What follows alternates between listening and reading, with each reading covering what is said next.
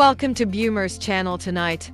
A surprising truth is finally revealed. For a long time, the public has only seen smiles, brief moments, and interactions that seemed ordinary. But behind it all lies the real reason Bruno Mars and Rosé BLACKPINK are so close, leaving fans wondering, is it just a coincidence or something more? Stay with us, because the real story is just beginning.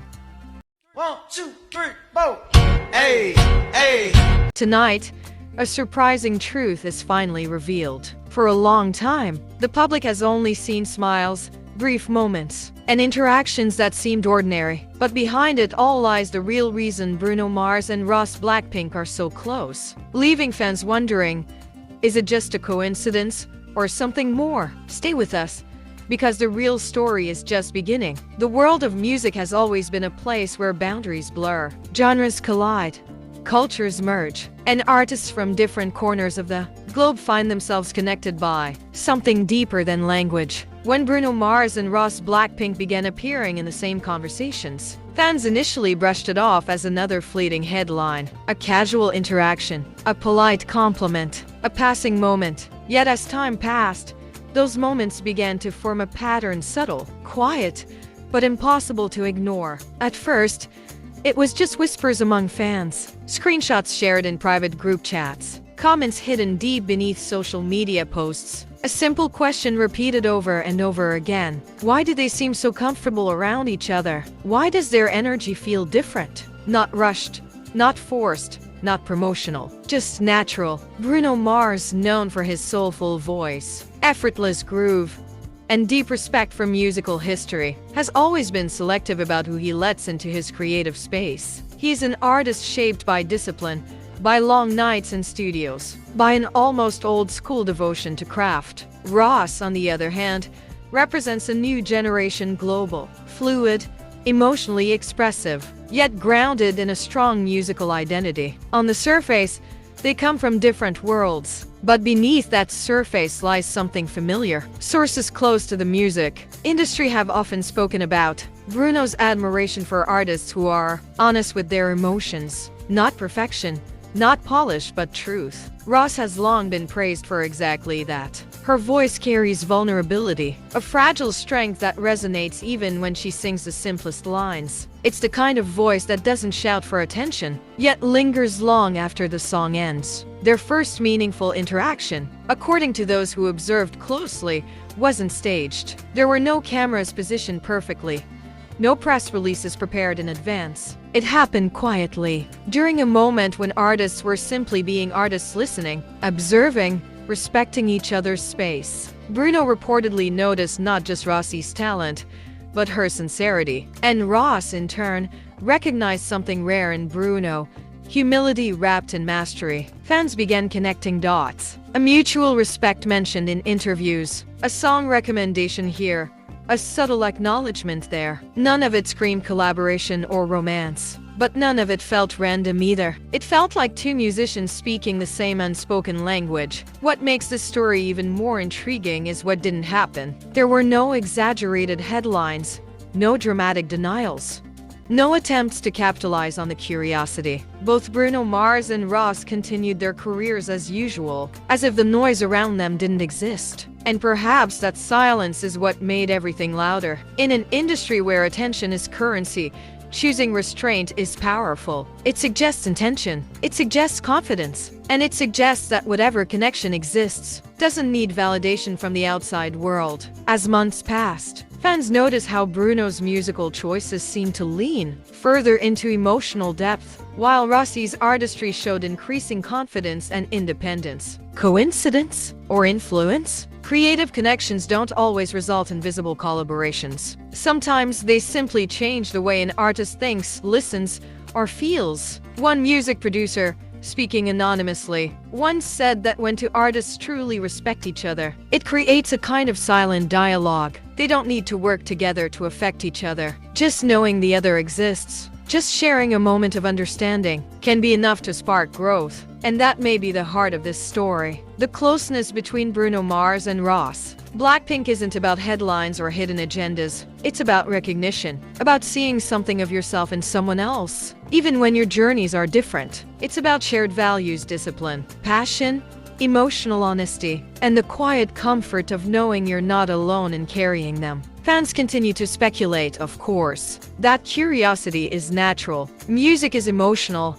And when two emotional artists cross paths, people want to believe there's something magical happening. And maybe there is, but not in the way rumors suggest. Sometimes the most meaningful connections are the ones that remain undefined. As the story continues to unfold, one thing is clear. Whatever the reason behind Bruno Mars and Ross, Blackpink's closeness, it has already left an impression, not through scandal or spectacle, but through subtlety, through respect, through the quiet acknowledgement between two artists who understand what it means to pour your soul into sound. The silence surrounding their connection has only deepened the intrigue. In an era where every interaction is dissected, slowed down, replayed and analyzed frame by frame, the absence of clear explanations often fuels the strongest narratives. Fans don't just consume music anymore, they study it, live inside it, and search for meaning beyond lyrics and melodies. And with Bruno Mars and Ross Blackpink, meaning feels close, yet just out of reach. What fascinates many observers is how their artistic paths seem to mirror each other emotionally, even when they move in different directions professionally. Bruno Mars has always been an artist who understands nostalgia not as a trend, but as a feeling. His music often pulls listeners backward in time, reminding them of moments they didn't even know they missed. Ross, meanwhile, has carved a space where vulnerability becomes strength. Her solo work revealed an artist unafraid to sit with sadness, longing, and quiet reflection. When fans began revisiting old interviews, subtle details surfaced. Bruno once spoke about the importance of feeling before perfection, a statement that resonated deeply with Rossi's approach to music. Ross, in a separate moment, described her admiration for artists who could make people feel understood without over-explaining. Two statements spoken worlds apart, yet connected by the same philosophy. Industry insiders often say that true artistic connections don't announce themselves loudly. They exist in nods of understanding backstage, in conversations that never make it to social media, in playlists shared privately rather than publicly. And that's exactly why this story refuses to fade, because it doesn't follow the usual script. There were moments when fans expected something big to happen, a collaboration announcement, a joint appearance, a public acknowledgement that would finally confirm everything. But those moments never came. Instead, what emerged was consistency, consistent respect, consistent distance from rumors, consistent focus on their own craft. Some fans interpret this as maturity, others see it as protection of themselves, of their art, of something fragile that doesn't need the weight of expectations. In a global industry that often demands constant visibility, choosing privacy can be an act of rebellion. Rossi's journey, in particular, has been one of quiet evolution. From her early days as part of a globally dominant group to her introspective solo work, she has repeatedly emphasized how important it is for her to feel emotionally connected to what she creates. Bruno Mars, despite his superstar status, has echoed similar sentiments throughout his career. He disappears between projects, returns only when he feels something worth sharing, and lets the music speak when words feel insufficient. That shared rhythm, appearing and retreating, speaking and then listening, may be what draws them into the same orbit. Fans have also noted how both artists react to praise. Neither rushes to accept it loudly. Neither seems comfortable being placed on pedestals. There is gratitude, yes, but also a sense of grounding, almost as if they are more concerned with staying true to themselves than living up to external expectations. That mindset, rare in an industry driven by numbers and trends, can be deeply connecting. As conversations around their closeness continue, a new kind of appreciation has begun to emerge among fans. Instead of demanding answers, many are choosing to simply observe, to respect the ambiguity, to allow the story to unfold or not unfold on its own terms. Because perhaps the real reason Bruno Mars and Ross Blackpink are so close has nothing to do with romance, collaboration, or strategy. Perhaps it's about recognition at a soul level, about seeing another artist navigating fame, pressure, and expectation, and silently thinking, you understand this too. In that sense, their connection becomes something universal, a reminder that even at the highest levels of success,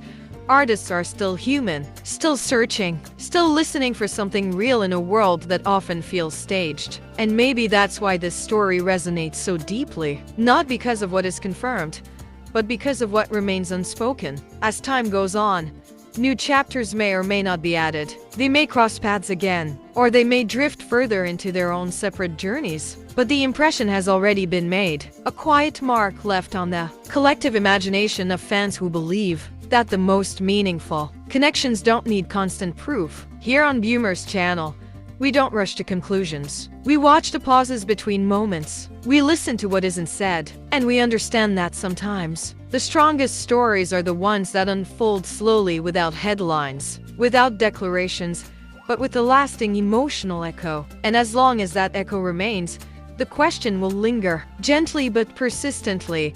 Was it all just coincidence, or something far more profound?